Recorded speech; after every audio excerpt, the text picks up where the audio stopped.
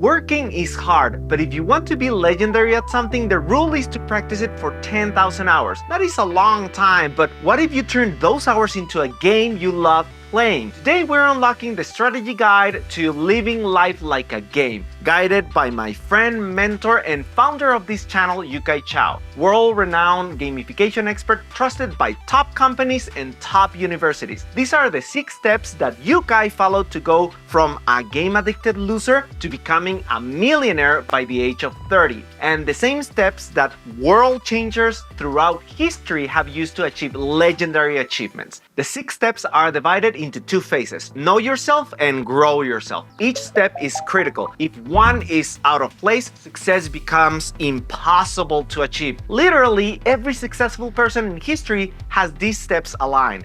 Phase 1. Know yourself. Step 1. Choose your game. This is where you set your ultimate mission in life. For example, in Zelda Ocarina of Time, Link's mission is simple: to save Hyrule from the evil Ganondorf. That's it. For Benjamin Franklin, his mission was to better humanity through innovation, education, and civic responsibility. This game mission led him to make amazing scientific discoveries, establish public libraries, fire departments, universities, and democratic values that helped shape the founding of the United States. Now think about your own grand mission. What's the game you want to win in life? One way to figure this out is by imagining the epitaph on your gravestone, something that would make you feel proud and fulfilled when you look back in life. For example, if Isaac Newton could read his epitaph, he would likely be smiling. Step 2. Know your attributes. Attributes are your natural strengths and weaknesses. They are your game stats that shape how you approach challenges. For example, take Terra from Final Fantasy VI. She excels in defense and magic, making her great for magical attacks and defending against enemies. However, she struggles with physical combat, which makes her less effective in direct fighting. In contrast, Link's defining attribute is the courage he needs to face impossible odds. His agility and stamina help him master skills, step 4, such as swordsmanship and bowmanship, navigate dungeons and avoid traps. But like Terra, Link has weaknesses. Everybody has weaknesses. Link is famously known to be easily distracted, helping villagers chase after chickens and fishing in the pond, which seriously slows down his progress for beating the game of defeating Ganondorf and saving Hyrule. This is, by the way, the same weakness many people have today in beating their own game. In real life, if we don't understand our weaknesses, we fail to plan and lose. Benjamin Franklin also understood this. His curiosity drove his scientific discoveries, while his diplomacy helped him secure vital negotiations with France during the American Revolution. Franklin knew his weaknesses such as order. He was very disorganized, so he relied on his grandson, William Temple Franklin, who helped him manage his correspondence,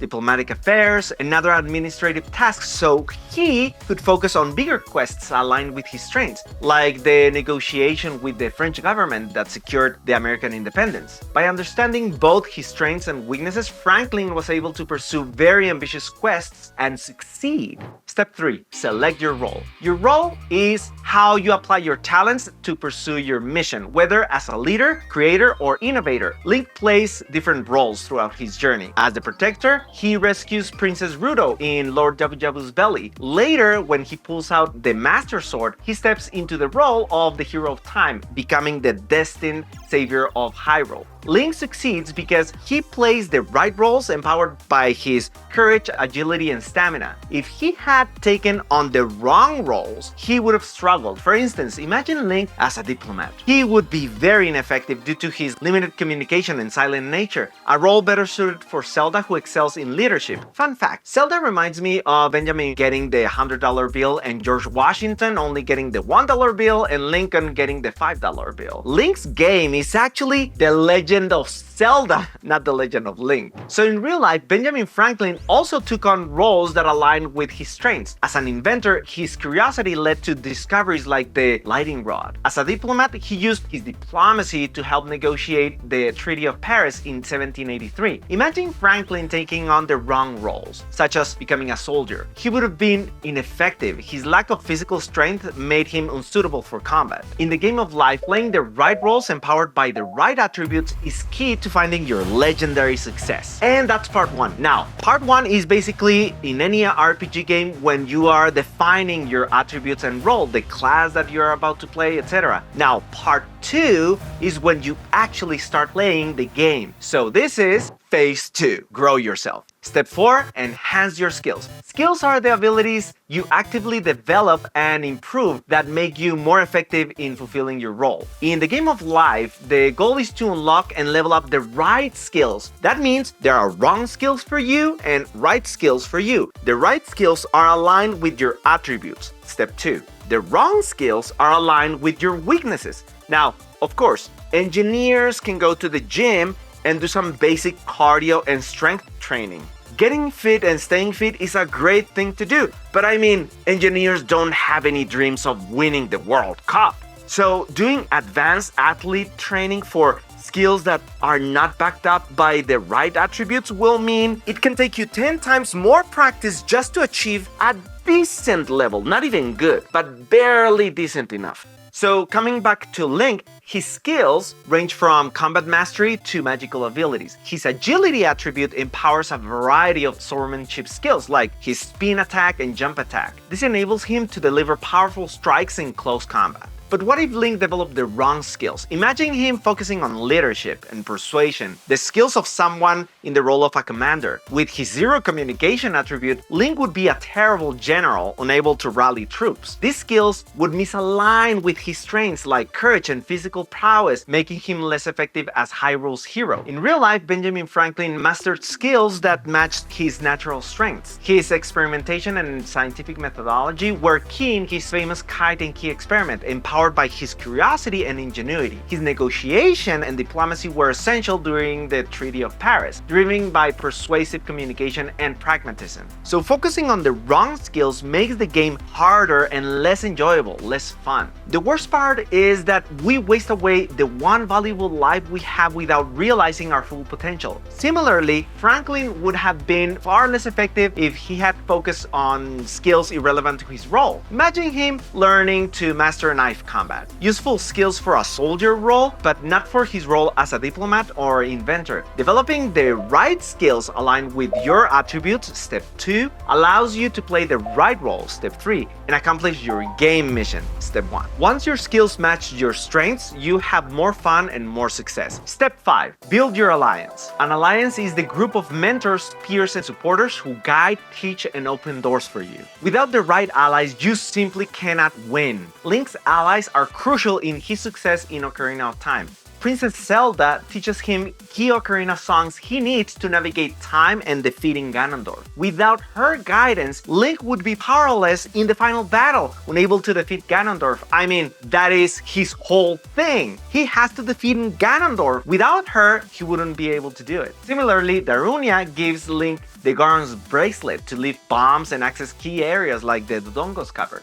You see it? Each ally fills a gap in Link's abilities. The same is true in real life. Benjamin Franklin relied on a strong network of allies during the American Revolution, like George Washington and the French philosopher Voltaire. The military leadership of George Washington was crucial. I mean, Franklin's diplomacy alone wouldn't have achieved victory without any success on the battlefield. And overseas, the French philosopher Voltaire elevated Franklin's reputation in Europe. Without him, Franklin might have struggled to gain the influence he needed in France. So you see, allies help you fill in the gaps in your own strengths and allow you to accomplish goals that would otherwise be impossible. Step 6, achieve your quests. Quests are the smaller specific goals that move you closer to your ultimate game mission. Now, this is important. Quests are actionable. To win the game of life, you need to focus on the main quests, the ones that push the story forward. Link's main quests are the critical milestones on his journey to save Hyrule.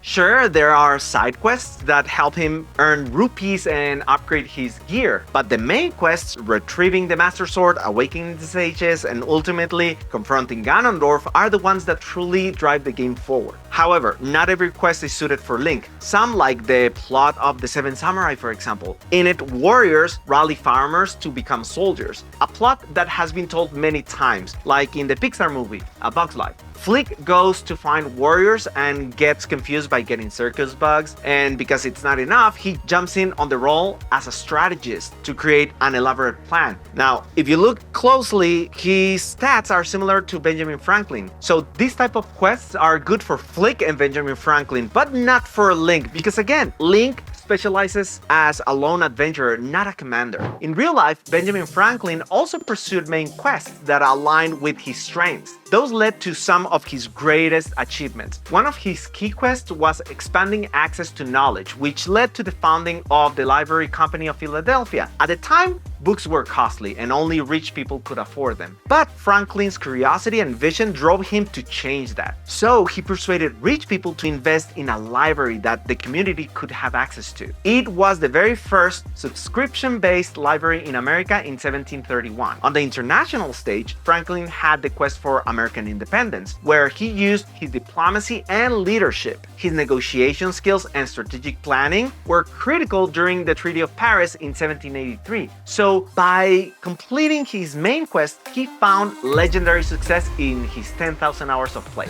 If you want to learn how a kid in South Africa went from being a nobody, being bullied, but then followed these 6 steps and rose to become the world's top billionaire, click here.